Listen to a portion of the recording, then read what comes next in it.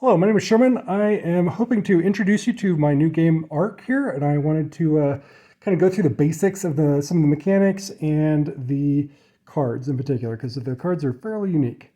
So anyway, this is a single player's deck. So this is how they will do their individual, anytime they want to test anything in the game, this is what they use.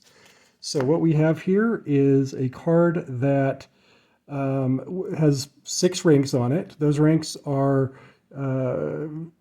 how traits of the character, so things like might and missile skill, things like that.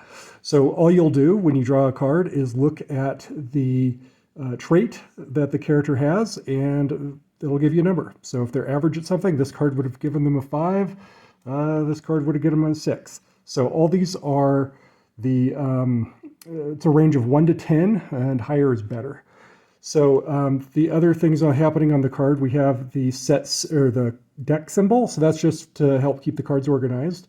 There's a skull symbol over here. So that goes from 1 to 4 or 0 to 3. There are 4 options there. So we've got that's no skulls, 2 skulls, 1 skull on the yellow, and 3 skulls on the red. So that allows the player to trigger different abilities they have, or for the foes, whatever they're facing, to trigger their abilities. So again, that's pretty much it. You draw 1 card and you do what the card says.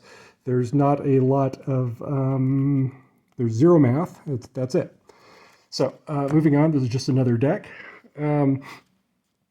This is the injury deck. So these are injuries that the character will acquire through play, hopefully in some minor number, because if this number here ever totals 6, if they get a number of these injuries that add up to 6, that will incapacitate the character. So these also have some special abilities, like this one says that it has add 3 injured cards to your deck. So that will go straight into the player's deck, and that will kind of inhibit them from acting at their full potential. Again, it's not a modifier, so they're not going to, they're never going to do any math, but they are going to pull up cards that are going to be bad. So over here we have a major cut. This adds 3 bleeding. That means the character will eventually bleed out, fall unconscious once they hit 6. Those just add flesh wound cards to their total, so pretty straightforward. Anyway, that's that deck. This is an injured card. That's what that does. It gives you a 1 result and 3 skulls, so that's bad. You don't want those in your deck. But again, those would just go straight into the deck when the character took the injuries, and when they got shuffled up. Maybe they come up sometimes. Maybe not. But anyway, that's kind of the basics of that. Bleeding, same thing. They just add 1 flesh wound anytime you pull that card. There's other good cards. So a character might be inspired, maybe through a character that's, trying to encourage their fellows towards greater heights. These are just generic cards that you can add to the decks. That's all the basic cards. That's really the majority of what you need to know on that. This is kind of what a creature card looks like. So this would be facing the players. They would know what traits they're trying to tackle.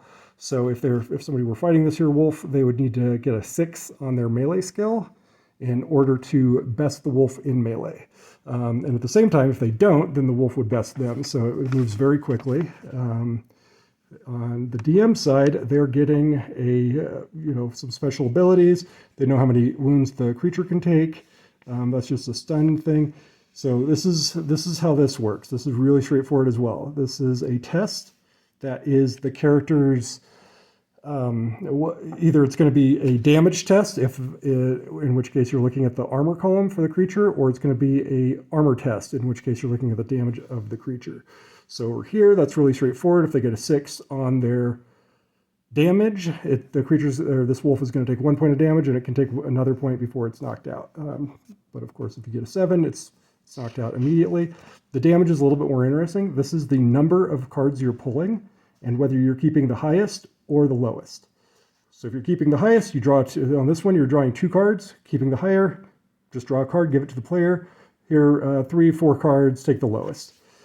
So what that would look like is we'd have our deck. We just draw 3 cards off of it, and these are.